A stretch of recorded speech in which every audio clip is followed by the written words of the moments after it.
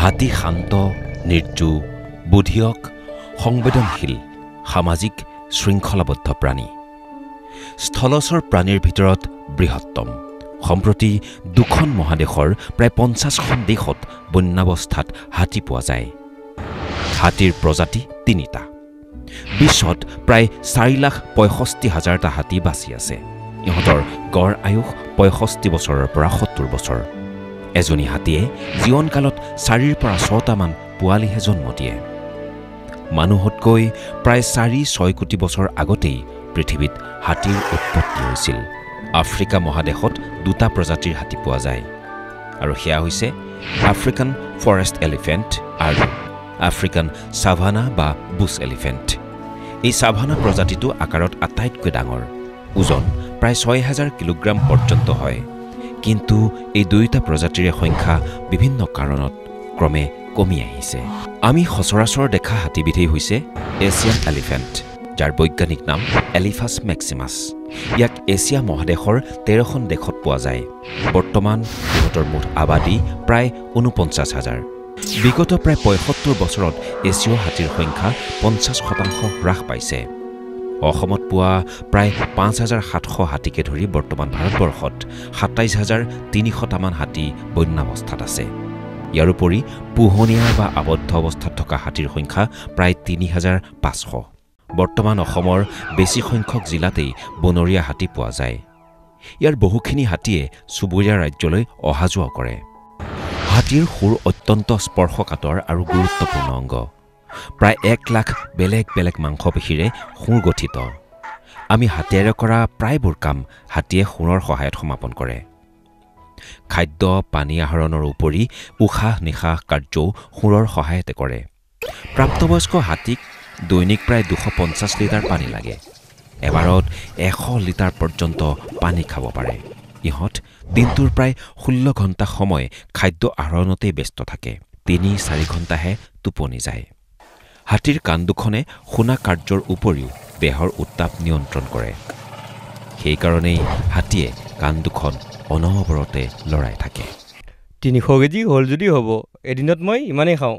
মানে এটা প্ৰাপ্তবয়স্ক হাতীক দৈনিক 270ৰ পৰা 320 কিলোগ্ৰাম পৰ্যন্ত খাদ্যৰ প্ৰয়োজন। জংঘলত তোমালোকে মোবাইল টাৱাৰৰ ছিগনেল নোপোৱা। আমি কিন্তু 8 কিলোমিটাৰ দূৰৰ পৰাই ইটোৱে সিটোৰ ছিগনেল পাওঁ। অৰ্থাৎ হাতীৰ শ্ৰৱণ শক্তি প্ৰবল। ইহঁতে পৰস্পৰৰ মাজৰ চিঞৰ প্ৰায় 8 কিলোমিটাৰ দূৰৰ পৰা শুনে। 2 কিলোমিটাৰ দূৰৈত কোনোবাই সাজ পানী বনাইছে, বলা যাওঁ। হাতীৰ ঘ্ৰাণ শক্তি প্ৰবল। শুৰৰ সহায়ত ইহঁতে প্ৰায় 2-3 কিলোমিটাৰ আঁতৰত থকা বস্তুৰ গোন্ধ ল'ব পাৰে। তোমালোকৰ মানুহবোৰৰ কি হয় নেজানো, আমাৰ কিন্তু দলপতি সদায় মাইকী হাতীহে হয়। অৰ্থাৎ হাতীয়ে দল বান্ধি থাকে। এগৰাকী বয়স্ক মাইকী হাতীয়ে দলটোক নিয়ন্ত্ৰণ কৰে। হাতীক দৈনিক প্ৰয়োজন হোৱা বৃহৎ পৰিমাণৰ খাদ্য পানী একেখন ঠাইতে পোৱা সম্ভৱ নহয়। সেয়েহে প্ৰব্ৰজন ইহঁতৰ জীৱনৰ এক এৰাব নোৱাৰা অংগ। এখন ঠাইৰ পৰা আন এখন ঠাইলৈ ঘূৰি ফুৰি ইহঁতে কেতিয়াবা কেইবা শ কিলোমিটাৰ পৰ্যন্ত অতিক্ৰম কৰে। সাধাৰণতে হাতীয়ে এখন ঠাইৰ পৰা আন এখন ঠাইলৈ যাবলৈ নিৰ্দিষ্ট পথকে ব্যৱহাৰ কৰে। হাতীৰ এনে দুখন আৱাসস্থানক সংযোগ কৰা সৰু পথ বা ঠাইবোৰ হাতীৰ বাবে অতিকৈ গুৰুত্বপূৰ্ণ। এই পথ বা ঠাইবোৰকে কৰিডৰ বোলে। হাতীৰ কৰিডৰসমূহ সুৰক্ষা দি ৰাখিব পাৰিলে হাতীৰ লগতে মানুহৰো যথেষ্ট সুবিধা হ'ব। কিন্তু হাতীৰ ঘৰখন ঠিকেই আছেনে? আছে জানো? ইখনৰ পৰা সিখন ঠাই শ কিলোমিটাৰ ভ্ৰমি ফুৰাটো হাতীৰ জীৱনৰ স্বাভাৱিক প্ৰক্ৰিয়া। তেওঁলোকৰ বাসস্থান আমি মানুহে নিতৌ ন কামত ব্যৱহাৰ কৰি অহাৰ ফলত হাতী মানুহ উভয়ৰ জীৱনত খেলিমেলি লাগিবলৈ ধৰিছে। সামগ্ৰিকভাৱে হাতীৰ ঘৰখনৰ বৰ্তমানৰ অৱস্থা এয়া। ইয়াৰ ফলাফল আপোনাৰ মোৰ জ্ঞাত। এই পৰিস্থিতিত আমি নিজাকৈ কি কৰিব পাৰোঁ কেতিয়াবা ভাবি চাইছেনে? প্ৰাচীন আৰু বৰ্তমানৰ বহু পৰম্পৰাগত ৰীতি নীতি দৈনন্দিন কৰ্ম পৰ্যটন বন্যপ্ৰাণী সংৰক্ষণৰ প্ৰক্ৰিয়াত হাতীৰ প্ৰয়োজনীয়তা অতিকে গুৰুত্বপূৰ্ণ।